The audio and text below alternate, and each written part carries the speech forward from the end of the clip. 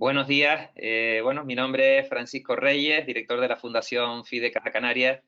Y bueno, quiero darles la bienvenida a esta webinar para tratar los aspectos a tener en cuenta en la relación de las empresas con la administración pública en la crisis COVID-19.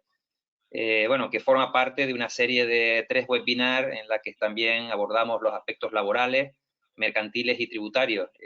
Todas estas videoconferencias de la mano del equipo de expertos de cada una de estas materias del despacho Montero Aramburu Abogados. Y bueno, y aprovecho para agradecerles esta estrecha colaboración para que estas tengan lugar.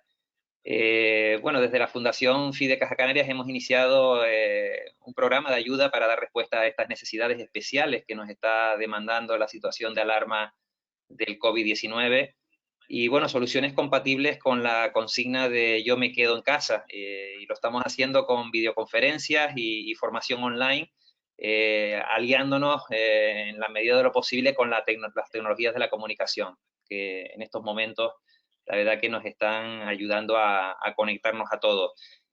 Bueno, con esta videoconferencia de hoy tratamos de analizar y resolver dudas sobre cómo gestionar los aspectos de la relación de las empresas con la administración pública derivados de esta nueva situación de alarma generada por el COVID-19.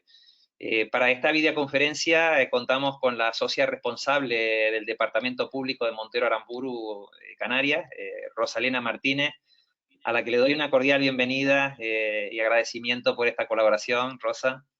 Gracias, muchas Bueno, la gracias. presento, ella es letrada de la Administración Pública de la Comunidad Autónoma de Canarias, ha sido directora general del Servicio Jurídico del Gobierno de Canarias y se incorporó al despacho de Montero Aramburu, bueno, hace 5 años, donde es directora del Departamento de Derecho Público y Urbanístico en Canarias.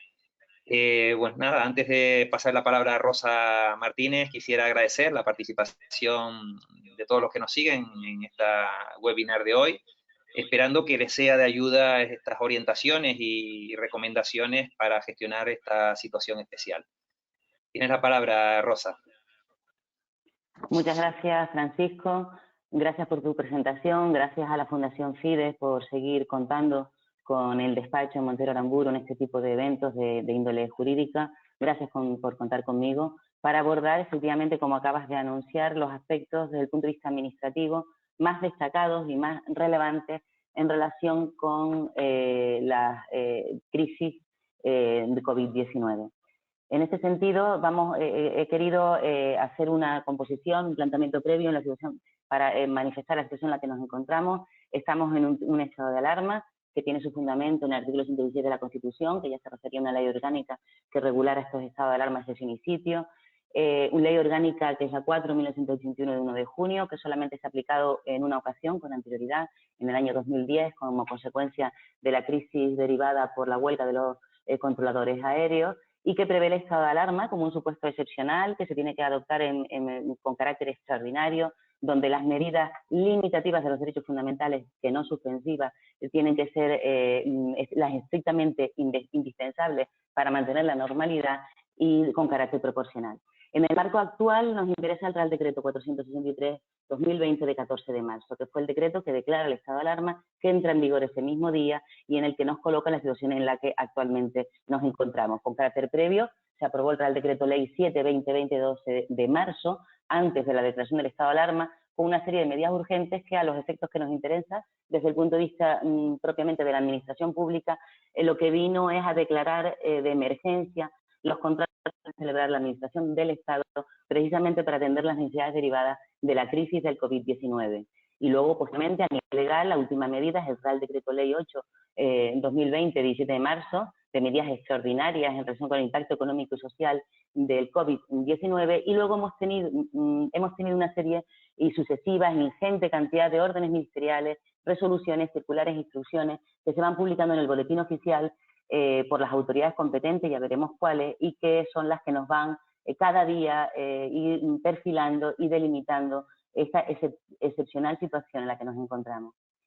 La finalidad del Real Decreto, tenemos que tener en cuenta, lo hizo su exposición de motivo, es proteger a los ciudadanos, la salud y la seguridad de los ciudadanos, contener la progresión de la enfermedad y reforzar el sistema de salud público. En una consulta de la Abogacía del Estado ya hizo constar que la finalidad del Real Decreto no es paralizar la actividad económica del país ni tampoco evitar el trabajo.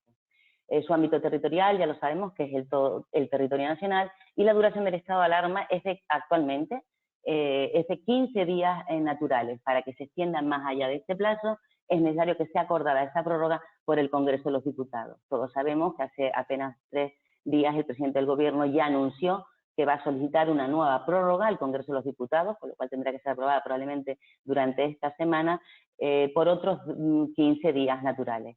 En este punto interesa hacer una pequeña reflexión sobre el cómputo de este plazo de los 15 días naturales. La opinión mayoritaria de los operadores jurídicos consideran que este plazo de 15 días empieza a computar desde el momento de la publicación del Real Decreto en el Boletín Oficial. Esto es el 14 de marzo, de modo que estos primeros 15 días iniciales vencería esta vigencia el 28 de marzo. De sumarse otros 15 días naturales, como es lo previsible, nos colocaríamos en el 12 de abril.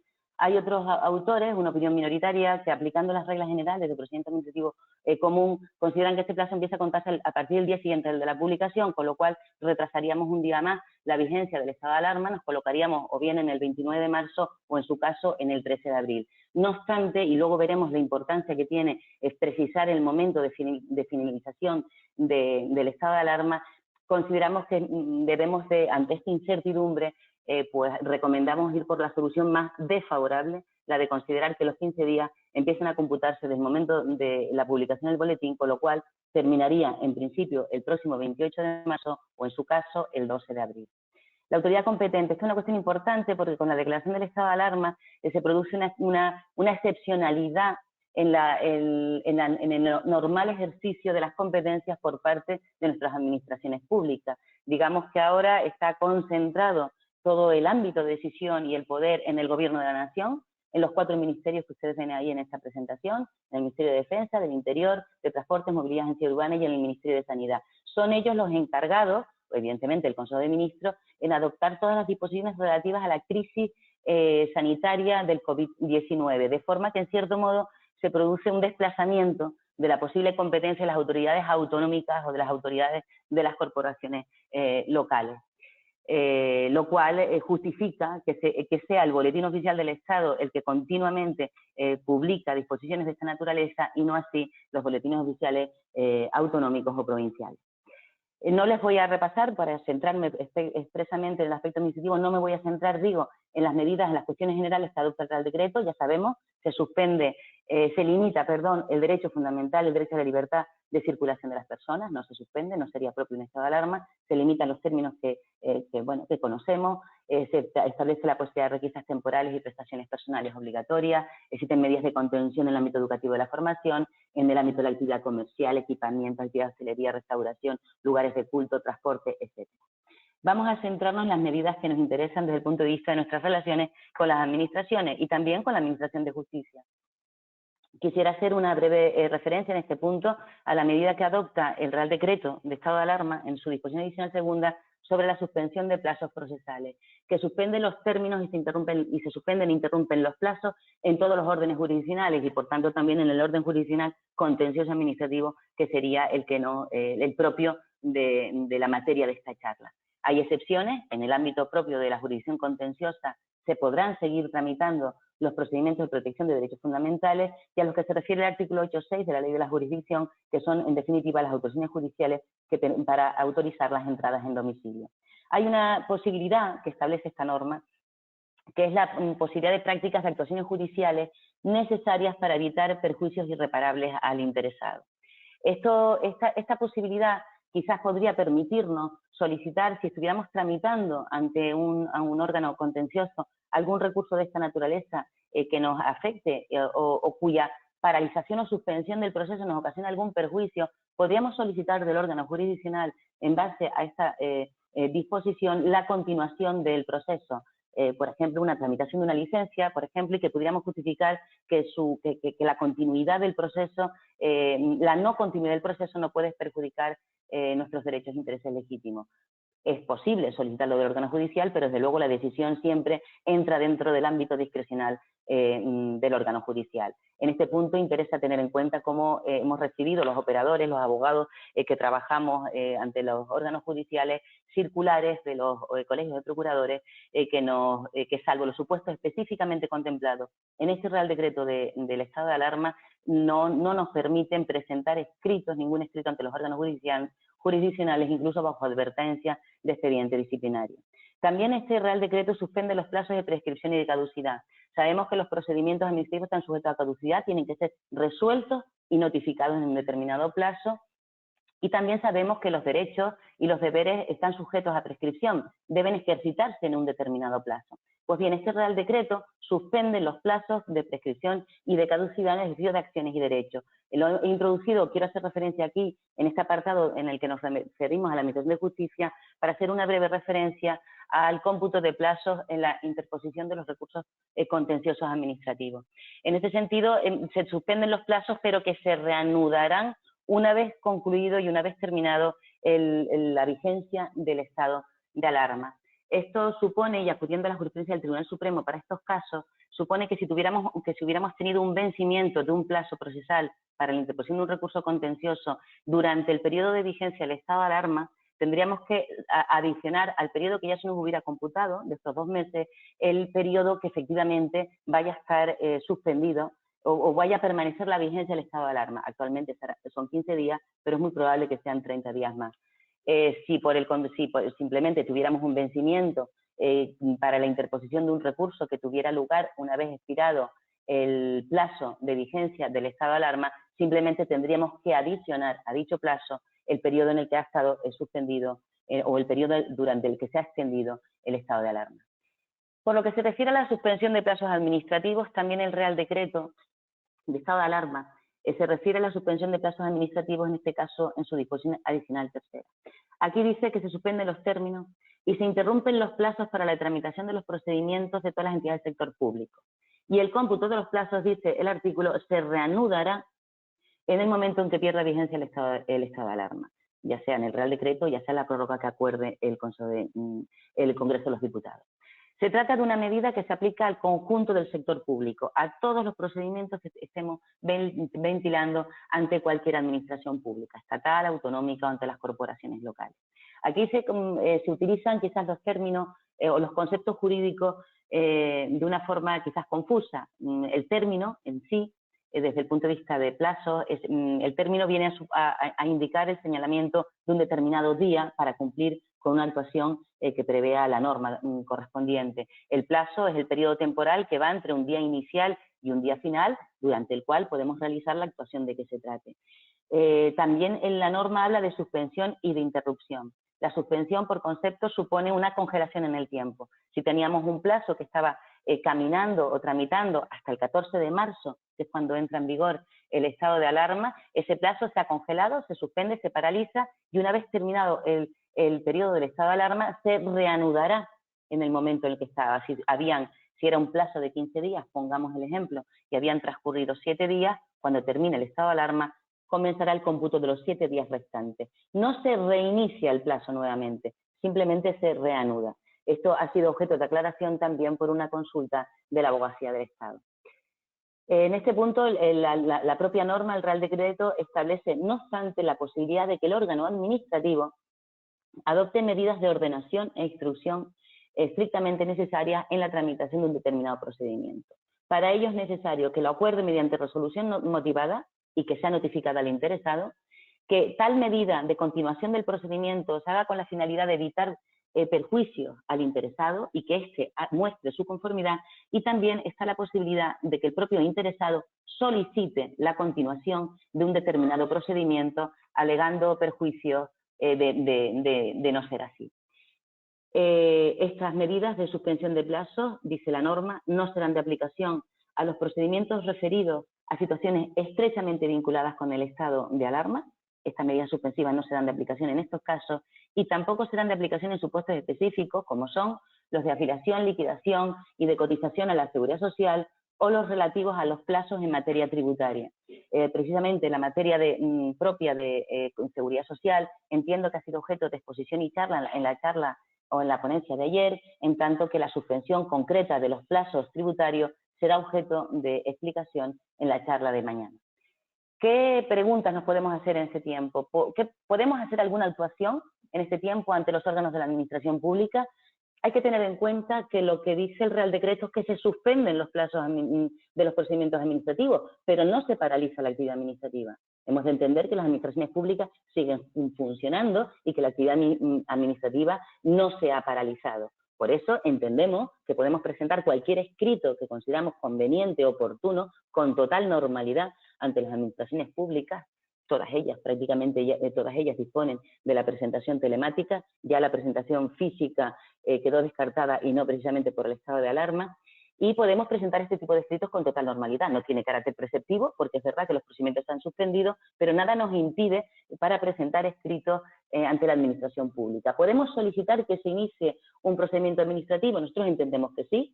Se podrán presentar solicitudes en este periodo de suspensión de vigencia del estado de alarma ante la administración pública, si bien en este caso no tendremos la garantía de que sean tramitados por la administración. Para ello tendríamos que solicitarlo, tendríamos que alegar, como dijimos antes, la necesidad o perjuicio que nos ocasionaría la suspensión de la tramitación del procedimiento de que se trate, pero en todo caso quedará a la decisión del órgano administrativo reanudar o facilitar la tramitación de este procedimiento. Una particularidad, los procedimientos iniciados de oficio. Los procedimientos iniciados de oficio por parte de la Administración normalmente son procedimientos desfavorables para el interesado, ya sea aquellos que suponen la revisión de oficio de un acto favorable, puede ser procedimientos sancionadores, procedimientos disciplinarios, procedimientos de declaración de ruina. En estos procedimientos que son especialmente gravosos para el ciudadano, no podemos esperar que la Administración los esté tramitando en este periodo suspensivo de vigencia del estado de alarma. Si nos llegara algún tipo de notificación o de resolución en este periodo por parte de la Administración, este tipo de procedimientos de carácter desfavorable, está más que justificado y razonado oponer la medida suspensiva prevista en el Real Decreto de estado de alarma, porque estos procedimientos no son de aquellos que están excepcionados de la medida general suspensiva de los plazos. ¿Nos podrán notificar alguna resolución? Las administraciones públicas nos pueden notificar alguna resolución, algún acto administrativo durante el periodo de vigencia del estado de alarma. En principio podría ser, no parece que sea lo normal. Queremos decir que la medida suspensiva es una medida que parece que se prevé en beneficio del ciudadano, en beneficio del interesado, y es una obligación para la Administración. No sería razonable que la Administración en este periodo de tiempo nos notificara, dejo a salvo las peculiaridades de la Administración tributaria, que como digo serán objeto de exposición en el día de mañana, en el resto de los procedimientos administrativos, de licencia urbanística, sancionadores de cualquier naturaleza, no parece razonable que se notifique en este periodo de tiempo una resolución por parte de las administraciones. No obstante, de ocurrir, siempre podremos considerar que esa notificación se practicó en un día inhábil, tirando de esta disposición suspensiva de plazos administrativos, de modo que solamente le vamos a reconocer efecto una vez finalizado el estado de alarma. En materia de contratación pública, también introduce importante regulación estas medidas derivadas del COVID-19. Ya dijimos con anterioridad que el Real Decreto Ley 7/2020, antes de la declaración del estado de alarma, ya contuvo esa primera previsión para facilitar la tramitación de emergencia de todos los contratos dirigidos a satisfacer necesidades directamente relacionadas con el COVID-19. Ya sabemos que la tramitación de emergencia es un procedimiento excepcional previsto en la legislación de contratos del sector público y que precisamente facilita la suscripción de este tipo de contratos sin procedimiento previo alguno, incluso sin consignación presupuestaria, que se podrá dotar presupuestariamente la cantidad económica a posteriori, y precisamente para atender necesidades como la que nos ocupa, y en ese sentido no existe ninguna duda de que la crisis sanitaria encaja perfectamente en la emergencia regulada en la Legislación General de Contratos de la Administración Pública. Ha sido el Real Decreto Ley 8/2020 de medidas extraordinarias frente al impacto económico y social del COVID-19 el que ha establecido unas medidas con más claridad en relación con los contratos administrativos que estuvieran vigentes en este momento. Con mayor claridad, quisiera hacer una reflexión previa que es común no solamente a las medidas de contratación pública, sino a todo este sinfín y cascada continua de medidas que se van adoptando y publicando en el boletín oficial, es en cierto modo la incertidumbre jurídica que genera la redacción y la aprobación de estas medidas y que nos lleva a los operadores jurídicos, a los intérpretes, a hacer en ocasiones auténticas filigranas para poder entender o dar una interpretación finalista y razonable a las medidas que están siendo adoptadas. Podemos entender, y todo se tiene que entender en el contexto, es una situación nueva, novedosa, crítica, y que las normas pues se elaboran diariamente.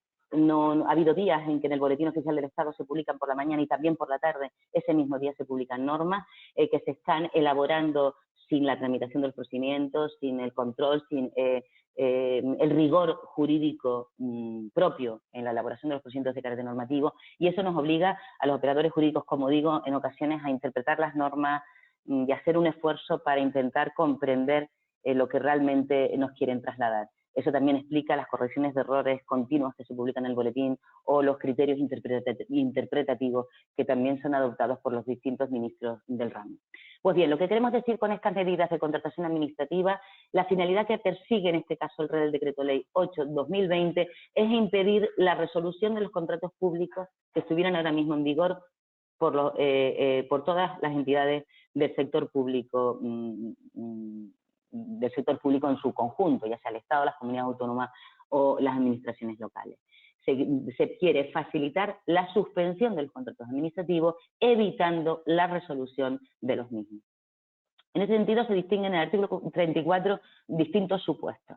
El primero de ellos son los contratos públicos de servicios y suministros de prestación sucesiva, que estuvieran en vigor y en ejecución al tiempo de la adopción de estas medidas, y que sean de imposible ejecución a día de hoy, consecuencia del COVID-19 o consecuencia de las medidas adoptadas por el Estado. En este punto, este tipo de contratos de servicios y de suministro de prestación sucesiva se plantea una contradicción en la norma, porque de entrada viene a decir que quedan automáticamente suspendidos desde que se produjera la situación de hecho que impide la prestación de este servicio, y que esta suspensión se mantendrá hasta que cesen las circunstancias que impidan la ejecución de la prestación y el órgano de contratación así lo notifica al contratista. Es necesario que el órgano de contratación le notifique al contratista el fin de la suspensión. Sin embargo, con la dicción y a medida que avanzamos en la dicción literal de este artículo 34.1, que es el que se refiere a este supuesto, parece que hace referencia a que esta medida suspensiva no es tan automática y que la tiene que solicitar el contratista ante el órgano de contratación, y debiendo el órgano de contratación resolverla en el plazo de 5 días, y de no hacerlo estaríamos ante un silencio, ante un efecto desestimatorio, un silencio negativo.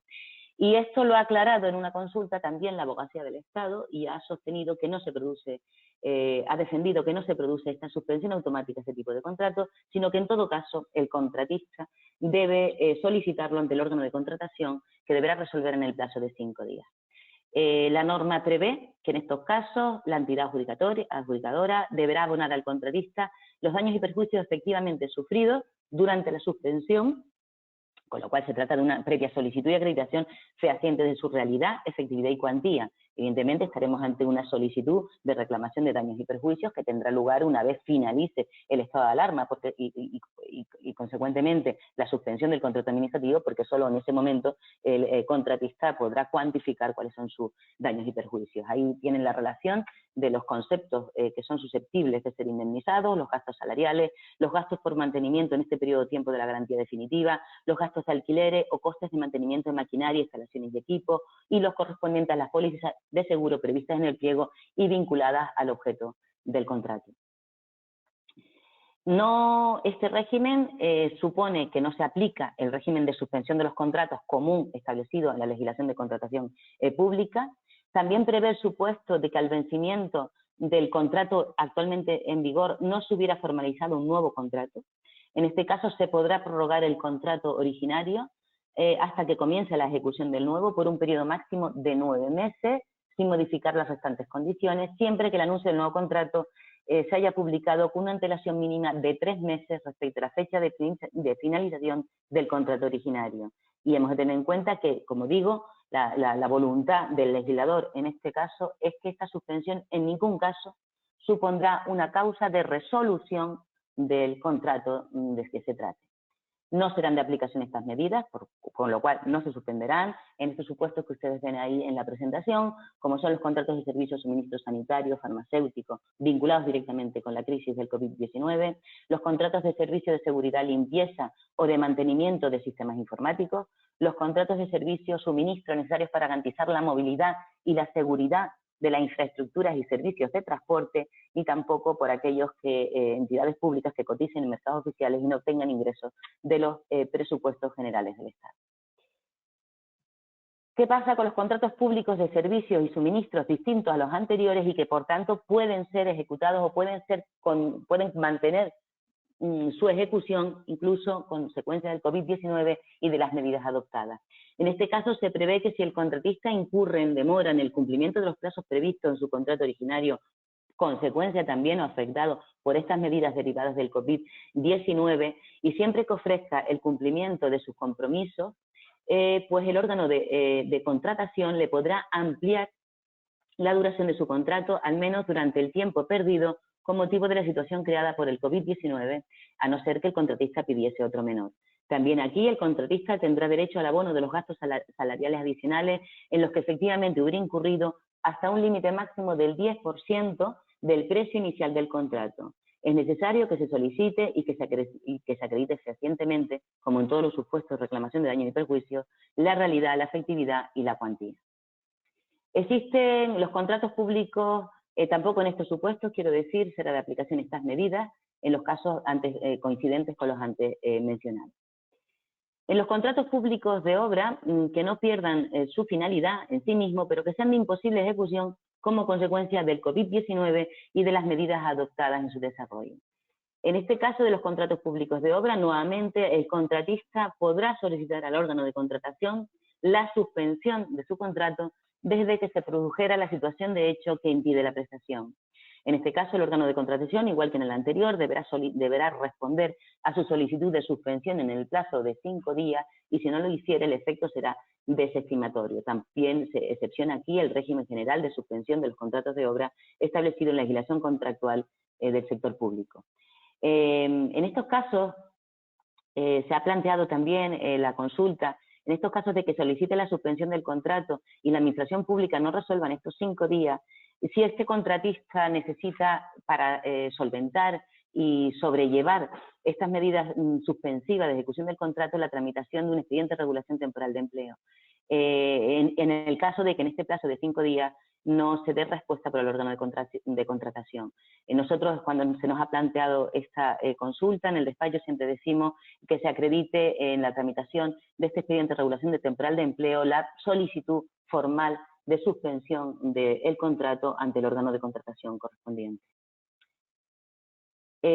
También aquí, en los contratos públicos de obra que sean suspendidos, se prevén conceptos indemnizables, ahí los tienen, los gastos salariales, por mantenimiento de la garantía definitiva, los alquileres, costes, mantenimiento de maquinaria, instalaciones y equipos, o los correspondientes a las pólizas de seguro previstas en el pliego y vinculadas al objeto del contrato. Y por lo que se refiere a los contratos públicos de concesión de obra, o de concesión de servicio, en este caso el Real Decreto Ley ha querido mantener el equilibrio económico del contrato, reconoce que en este tipo de contratos públicos de concesión de obra, de concesión de servicio, evidentemente el concesionario va a haber mermado sus ingresos y le reconoce el derecho al restablecimiento del equilibrio económico del contrato, con 2 medidas básicas: la ampliación de la duración inicial de su concesión hasta un máximo del 15% y también incluso modificando las cláusulas de contenido económico. Estas medidas compensatorias, ampliación del plazo y modificar las cláusulas de contenido económico, vienen a compensar la pérdida de ingresos y el incremento de los costes soportados incluso en los gastos salariales, salvo excepciones que el concesionario en este caso deberá de acreditar fehacientemente ante el órgano de contratación.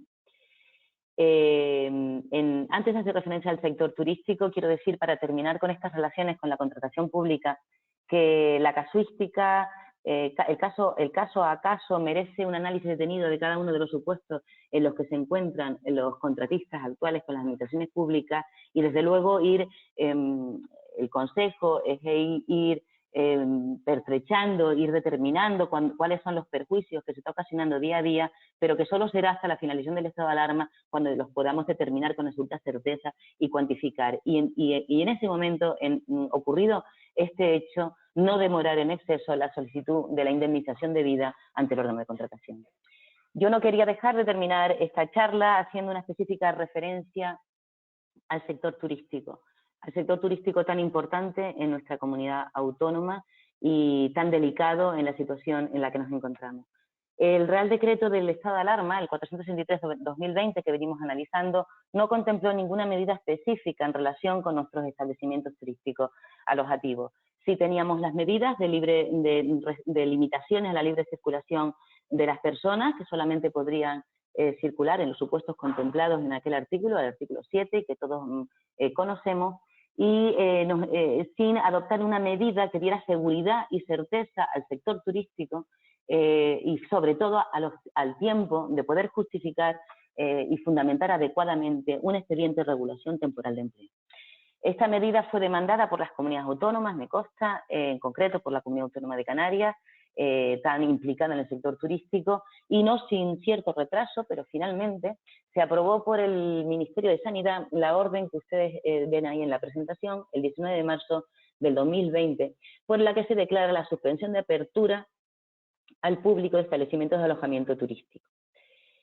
Esta orden decreta la suspensión de apertura al público de hoteles, alojamientos similares, establecimientos turísticos y otro tipo de alojamientos semejantes, específicamente alude a camping, aparcamientos de caravana y otros similares, y decreta la suspensión de apertura al público de todo este tipo de establecimientos turísticos. Prevé una excepción en aquellos establecimientos turísticos que contaran con clientes de larga duración o de temporada, que tuvieran hospedados clientes de larga estancia o de temporada, en cuyo caso se les permitía mantener este establecimiento turístico abierto al público exclusivamente para estos usuarios, sin incorporar nuevos clientes, y siempre que en estos establecimientos las unidades alojativas dispusieran de las infraestructuras precisas para mantener las necesidades básicas y los servicios esenciales de estos clientes. En todo caso, tanto en unos como en otros, los abocados al cierre, como aquellos que excepcionalmente pudieran mantenerse abiertos, se reconocía la posibilidad de mantener funciones de vigilancia, seguridad y mantenimiento de estos establecimientos, y se establecía una medida de cierre de nuestros establecimientos turísticos a medida que fueran desalojándose, quedándose sin clientes, y en todo caso en el plazo máximo de 7 días naturales, que terminaría precisamente el día de hoy, el 26 de marzo, culminaría el plazo para que todos nuestros establecimientos turísticos, sin excepción, echaran el cierre. Esta medida dejó sin respuesta numerosas cuestiones y numerosas situaciones y casuísticas. Por ejemplo, aquellos clientes que, pese a intentarlo, no han podido regresar a sus países o lugares de origen en ese plazo perentorio de 7 días y que todavía, a día de hoy, no hayan podido regresar a sus lugares de origen. Tampoco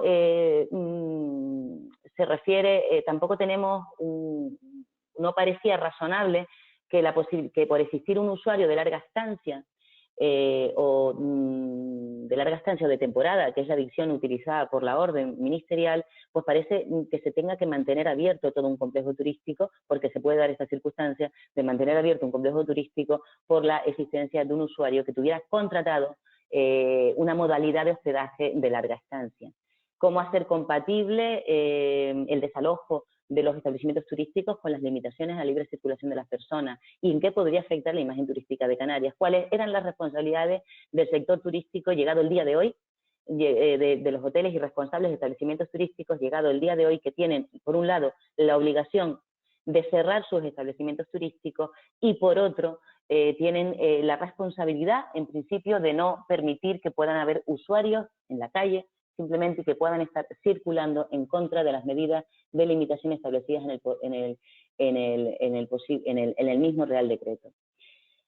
Hubo una instrucción de 23 de marzo del 2020 donde se viene a habilitar el uso de los establecimientos turísticos alojativos con carácter sanitario, pero seguían sin darnos respuesta a las preguntas antes planteadas. Parece que hoy, precisamente, y esto ya es una novedad, en el día de hoy se ha publicado la Orden 277-2020, de 23 de marzo, por el que se declaran de servicios esenciales a determinados alojamientos turísticos y se adoptan disposiciones complementarias. Pues bien, esta norma viene a declarar de servicio esencial los alojamientos turísticos para la prestación del servicio de alojamiento a determinados trabajadores y trabajadores, a miembros y personal de las fuerzas y cuerpos de seguridad del Estado, un listado de colectivos que se contemplan en la propia orden. Esto se permite, por tanto, la apertura de ciertos alojamientos turísticos para mantener el alojamiento temporal de esta serie de este colectivo de trabajadores. Estos alojamientos turísticos se relacionan en el anexo y van por comunidades autónomas donde se relacionan los concretos complejos turísticos cuya, en principio, se permite la apertura para alojar a este tipo de trabajadores.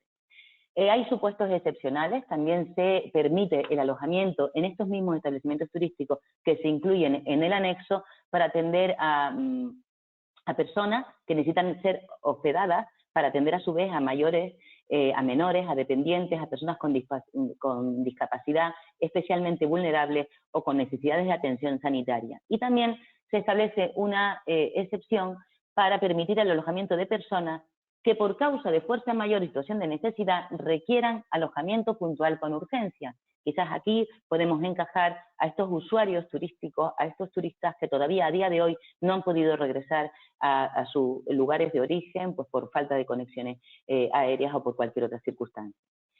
Hemos de tener en cuenta que en estos alojamientos turísticos y solo para estas situaciones excepcionales y para estos colectivos se permita que también puedan prestar servicios de restauración y otros necesarios para la correcta prestación del alojamiento solo a estos usuarios. También se permite el acceso a estos establecimientos turísticos a transportistas profesionales de mercancías.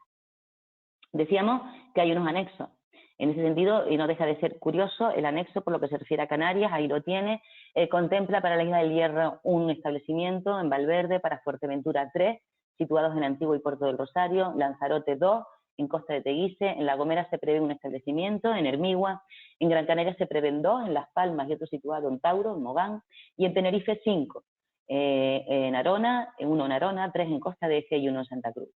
Resulta extraño que no aparezca La Palma, no aparece dentro de los establecimientos turísticos en el anexo que aprueba el Ministerio, que pueda tener un establecimiento turístico susceptible de albergar a estos colectivos a lo que se refiere a la propia orden, pero no obstante el artículo 3 también permite la prestación del servicio por otros alojamientos turísticos distintos a los incluidos en el anexo y para los supuestos previstos en los apartados anteriores, con lo cual no se explica mucho o nos genera una cierta confusión la relación de establecimientos en el anexo frente a esta posibilidad abierta en el artículo 3 que permitiría en principio a cualquier establecimiento turístico abrir siempre para alojar a este tipo de colectivos. ¿Cómo se han seleccionado? En esta diapositiva no he incluido los concretos establecimientos turísticos, pero sí aparecen relacionados y se hacen públicos en la orden. ¿Cómo ha sido el proceso selectivo de este tipo de establecimientos turísticos? Lo desconocemos, incluso hemos podido averiguar durante la mañana que algunos de ellos pues ni siquiera han recibido ningún contacto por parte de las autoridades para ser merecedores de, digamos, de esta selección y de ser incluidos en este anexo. No se establece claridad sobre quién costea los gastos de estos clientes. Entendemos que en principio deberán ser costeados por los propios clientes usuarios de los hoteles, pero la norma no establece ninguna salvedad y quizás no atiende específicamente esta orden o quizás no responde con claridad a las singularidades propias del sector turístico en concreto, ¿no? Pero bueno, al menos se ha permitido esa apertura provisional de este tipo de establecimientos. Tampoco se establecen normas sobre realojo, en la posibilidad de que todos los establecimientos turísticos puedan realojar en estos establecimientos turísticos los usuarios que les sigan quedando en sus hoteles o en sus apartamentos y para poderlos reubicar en este caso. Pudiera haber una contradicción con la limitación a libre circulación de personas. No obstante, el artículo 7 también establece, del Real Decreto, establece un cajón desastre para permitir la libre circulación de personas en otras actividades de análoga naturaleza, que quizás entendemos nosotros que podría justificar ese desplazamiento de turistas de un establecimiento a otro para ser realojados temporalmente. En fin, son una serie de dudas que todavía plantea la normativa dictada por el Ministerio y que nos conduce a realizar interpretaciones lo más razonables y dentro del sentido común. Y finalmente, yo no me quiero detener para poder permitir mayor campo para las preguntas que nos puedan surgir por parte de nuestros oyentes, que también existen otras medidas de interés en nuestras relaciones con las administraciones públicas, como son los documentos o los títulos habilitantes. Anteriormente hemos hecho referencia a la suspensión de los plazos de caducidad. Podemos tener licencias o determinados títulos que tienen un plazo de duración determinado y que caducan. Pues entiéndase un permiso de conducir o el DNI o licencias de actividad, a lo mejor de carácter provisional, sujetas a un determinado plazo. Con la medida general establecida en el Real Decreto no sería necesario establecer medidas específicas. Esos plazos de caducidad se han suspendido durante el periodo de vigencia del estado de alarma y se reanudarán en el momento en que termine la vigencia del estado de alarma. No obstante, si se han ido publicando normas específicas, como es en relación con el Documento Nacional de Identidad y el certificado de firma electrónica, que se ha prorrogado específicamente por una orden del Ministerio y su validez, aunque caduquen en este periodo de vigencia durante un año, hasta el 13 de marzo del 2021. También se han adoptado medidas específicas de tarjetas de cualificación de transportistas, medidas específicas en materia de la inspección técnico de vehículos. Esta referencia que menciona aquí en esta diapositiva al final, de licencias de actividad y otras, se refieren, como digo, a este tipo de licencias que tenían una caducidad o una fecha de validez hasta un determinado momento, que se someterán al régimen general de suspensión de los plazos de prescripción y de caducidad, de modo que este periodo de tiempo de vigencia del estado de alarma no podrá perjudicarle. Tan pronto como finalice el periodo de alarma, se reanudará el periodo donde hubiera, en el momento en que se encontraba, al tiempo del vencimiento. Hasta aquí es la charla y las exposiciones la exposición de los aspectos más relevantes en materia administrativa y Francisco, si lo consideras oportuno, abrimos seguramente el turno de preguntas porque seguramente habrá muchas de ellas que nos puedan formular los oyentes. Muchísimas gracias a todos. Muy bien, Rosa. De todas maneras he estado viendo las preguntas según van entrando en el sistema y bueno, veo que muchas ya las has ido respondiendo a lo largo de tu intervención. No obstante, haré algunas porque tienen algún tipo de matiz de aclaración, ¿no? Por ejemplo, nos llega una pregunta sobre las viviendas vacacionales, que lo comentabas con esta regulación del sector turístico. En cuanto disponen de las infraestructuras precisas para dar satisfacción a las necesidades básicas, ¿pueden permanecer en funcionamiento también dentro de esos colectivos que comentabas o se refieren solo a los establecimientos hoteleros? Vale, la orden del Ministerio se refiere sin excepción se refiere a los establecimientos turísticos alojativos. Tenemos que tener en cuenta que es una orden dictada por el Ministerio de Sanidad. Y en concreto en el ámbito turístico, las competencias turísticas son competencias autonómicas, exclusivas además, con lo cual las modalidades de alojamiento turístico son propias de cada comunidad autónoma, en concreto la vivienda vacacional. En nuestro derecho, en el ordenamiento jurídico autonómico, la vivienda vacacional tiene la categoría de ser una modalidad de establecimiento turístico extrahotelero, con lo cual entraría dentro del ámbito de aplicación de la medida suspensiva de apertura a establecimientos de alojamiento turístico contemplados en la norma. Es verdad que cuentan en principio al ser viviendas, tienen la condición de tales y cuentan con las infraestructuras precisas, pero no podrían permanecer abiertas salvo en estos supuestos de que el huésped de esa vivienda vacacional sea un huésped de larga duración o un huésped de temporada, en cuyo caso entraría dentro de la excepción permitida por la orden del Ministerio, pero no por las condiciones propias de la vivienda vacacional, del establecimiento turístico. En ese sentido, se ajusta y se somete al régimen general suspensivo de apertura establecido con carácter general en la orden del 19 de marzo del 20. Muy bien, hay otra pregunta sobre las medidas adoptadas. ¿Me permiten solicitar una subvención cuya convocatoria se encontraba en curso sin que conste que se haya suspendido? Una convocatoria, los procedimientos de concurrencia competitiva, como son los de subvención o los procedimientos selectivos de personal, debemos entenderlos suspendidos también por la disposición general del Real Decreto del estado de alarma. La pregunta en concreto era si puedo solicitar o si puedo presentar una solicitud.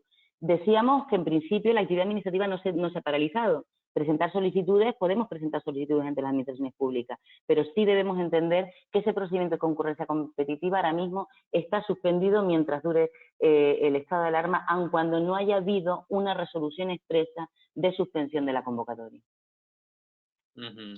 Sí, hay otra pregunta que va, bueno, yo creo que está respondida también ya en tu intervención y en esto que acabas de decir. Si es posible solicitar una licencia urbanística en este periodo y en caso afirmativo, si tiene derecho a que se resuelva en este periodo, o sea que redundar un poco en lo que ya has comentado de los plazos, ¿no? Sí, decíamos efectivamente, la suspensión de los plazos administrativos no implica la parálisis de la actividad administrativa. Y el interesado, la paralización de los plazos se establece en beneficio del interesado. O sea, la continuidad de la tramitación no puede perjudicar. Evidentemente, el interesado puede dirigirse a la administración pública y solicitar, cómo no, una licencia urbanística. Eso sí, lo que no tenemos es la garantía de que la administración lo vaya a tramitar. Lo correspondiente, digamos, lo que se espera y lo deseable sería que el órgano administrativo nos respondiera haciendo referencia a la suspensión del plazo. Y si tuviéramos efectivamente un interés manifiesto en que esta solicitud no sea resuelta y alegásemos que de no ser así nos ocasiona algún perjuicio, podríamos también invocar la previsión que contempla el Real Decreto para solicitar del órgano administrativo que dicte algún acto de ordenación, instrucción o de agilidad de este procedimiento. Pero lo que no tenemos, digamos, el ciudadano, es el derecho a obtener una resolución de los procedimientos que podamos iniciar durante este periodo de tiempo. Bien, hay una pregunta también que la has comentado en el caso del sector turístico, en el caso de un hotel que aún tiene algún cliente que no ha podido regresar a su país en el plazo de los 7 días concedido por el Ministerio. Nos pregunta, ¿puede mantener abierto el establecimiento hasta la salida definitiva de esos clientes? En caso contrario, ¿qué alternativas de actuación al cierre puedo tener? Ya tú lo explicabas, pero en este caso se ha hablado también de reagrupamiento de clientes en un establecimiento concreto. No sé si por ahí también es una solución alternativa a que a lo mejor un establecimiento hotelero tenga solo dos o tres clientes y se haya contemplado el tema del reagrupamiento en esos hoteles que permiten apertura, ¿no? Es que precisamente planteas una cuestión de extrema importancia en nuestro ámbito, en Canarias. Efectivamente, la norma, ni siquiera la publicada hoy, que permite excepcionalmente ese mantenimiento de los hoteles para alojar a este tipo de clientes, que podemos entender que se encuentra en situación de fuerza mayor y que temporalmente necesitan la satisfacción de su necesidad de vivienda, de tener un lugar donde residir temporalmente, la norma no contempla este supuesto.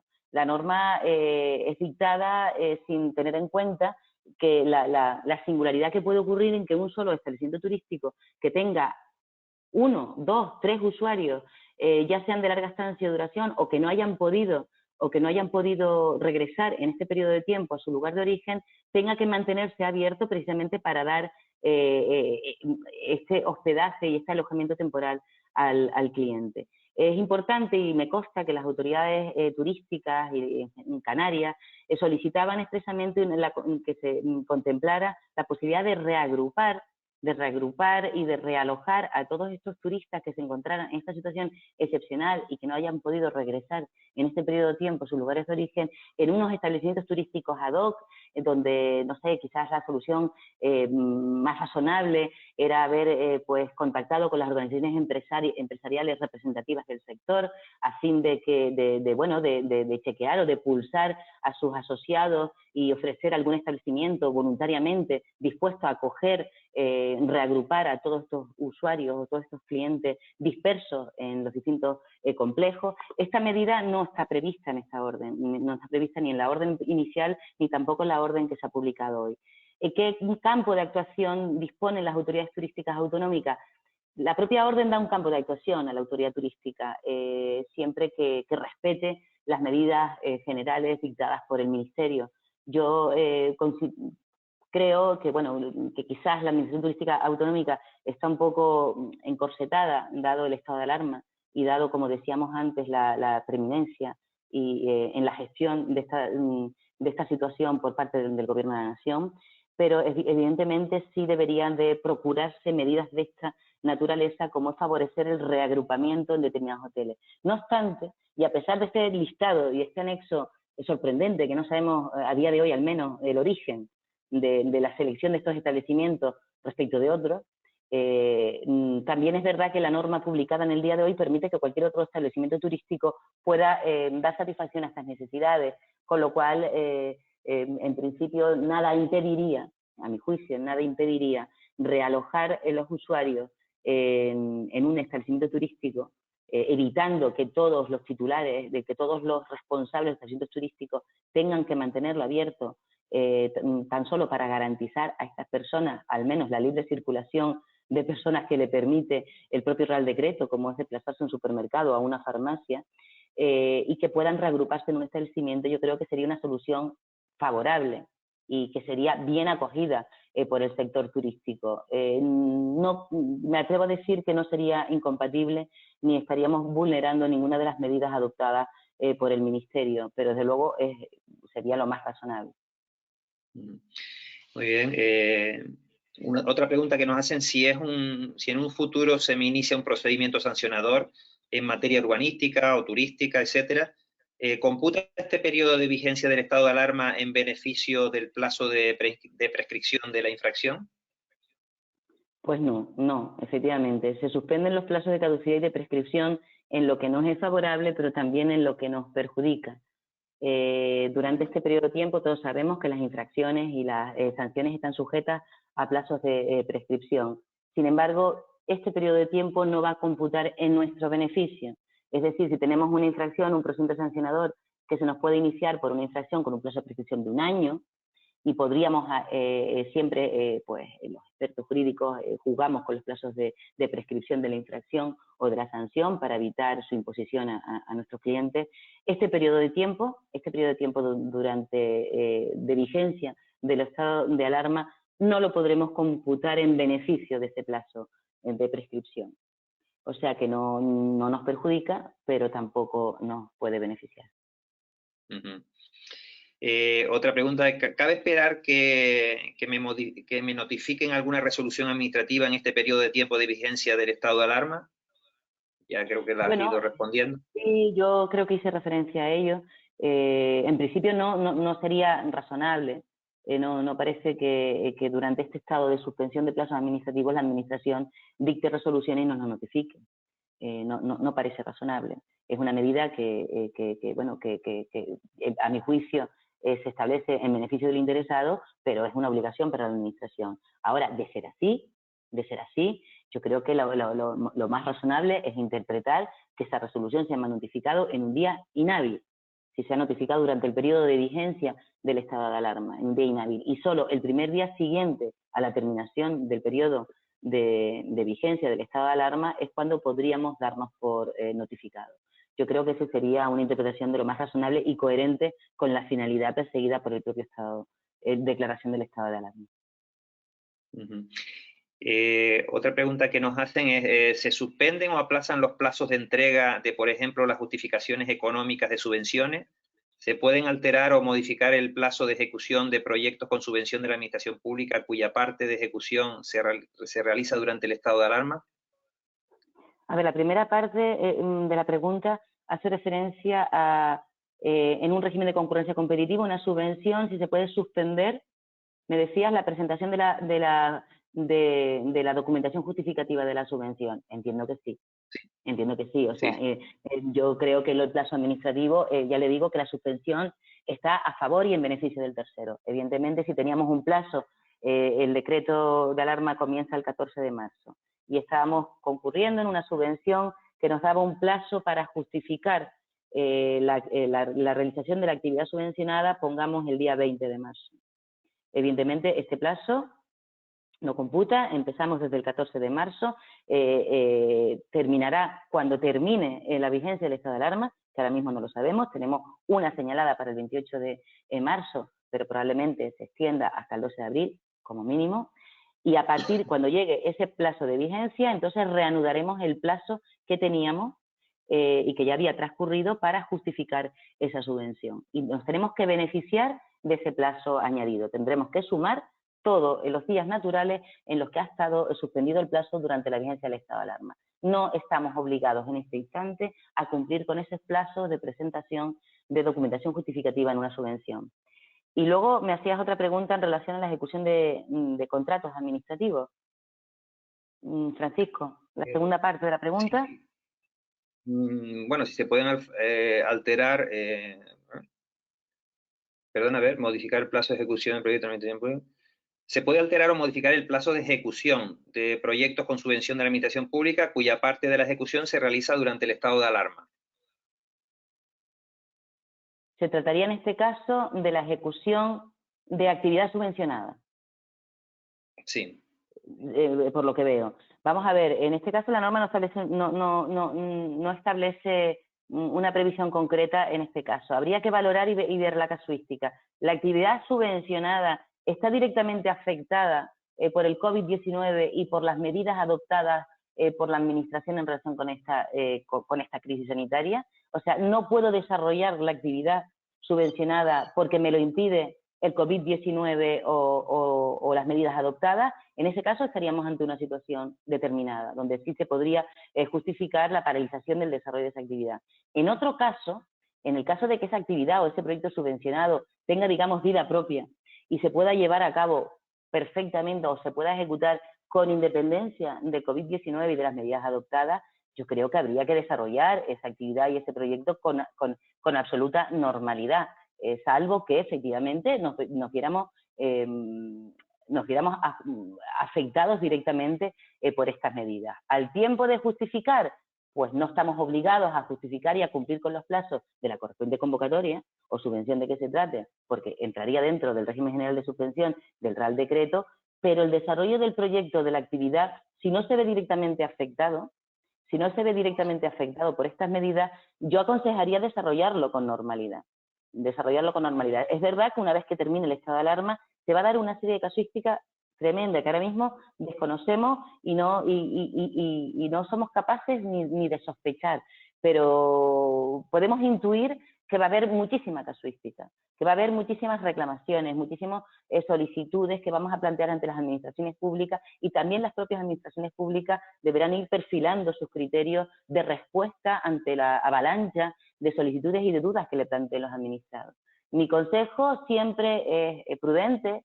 Si puedo desarrollar la actividad subvencionada porque no me afectan las medidas del COVID-19, la voy a desarrollar, la tengo que seguir desarrollando, porque llegará un momento en que la administración me va a preguntar por mi justificación de la actividad subvencionada y tendré que explicar qué he hecho durante el periodo de vigencia del estado de alarma.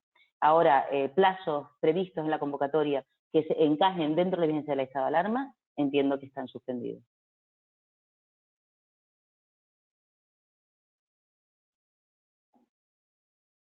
Bueno, se nos acaba ya el tiempo. No sé, una última pregunta que podemos plantearte, Rosa. A ver, me dicen por aquí.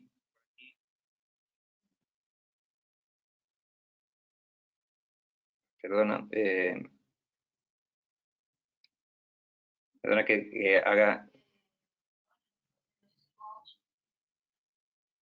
Dice, el lunes 23 de marzo era el último día para presentar oferta para una licitación pública del Gobierno de Canarias. El plazo se suspende hasta fin de estado de alarma.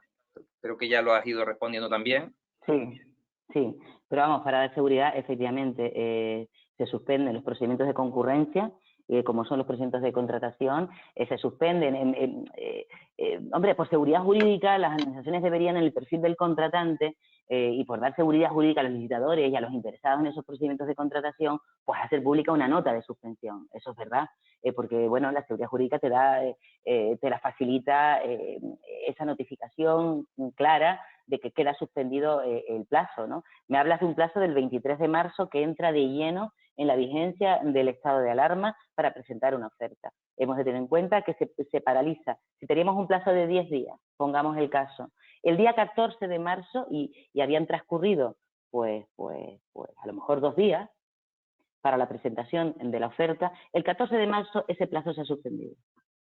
El 14 de marzo ese plazo se ha suspendido. Cuando termine la vigencia del estado de alarma, si habían transcurrido 2 días, los 8 días restantes comenzarán a computarse una vez terminado la vigencia del estado de alarma. Pero evidentemente ahora, en este periodo de tiempo, ese plazo también está suspendido. Sin perjuicio, insisto, de lo recomendable de que las administraciones públicas hicieran en el perfil del contratante una específica mención a la suspensión por mandato directo del Real Decreto. Pero bueno, en cualquier caso tenemos la norma y la norma nos obliga y es de obligada observancia no solamente para el interesado, sino también y sobre todo para la administración pública.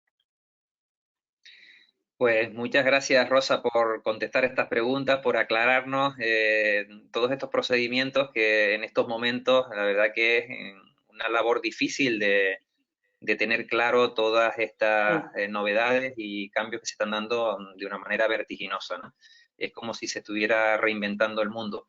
Pues muchísimas gracias por este apoyo, a todo el equipo de Montero Aramburu por esta colaboración y bueno, que mañana ya continuemos con la parte tributaria también y mercantil.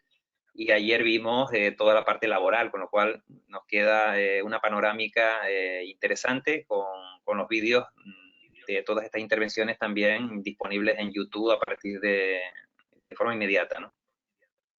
Muchísimas gracias, Francisco, gracias otra vez a la Fundación, gracias a todos los asistentes que veo yo aquí, me chulea, me chivata el control, el cuadro de diálogo, que hay más de 200 asistentes. Gracias a todos por la atención. Estamos a disposición en el despacho de Montero Aramburu para alguna consulta puntual que alguno de ellos quisiera realizarnos. Y ánimo a todos para mantener esta situación crítica de la mejor manera posible. Un abrazo. Gracias.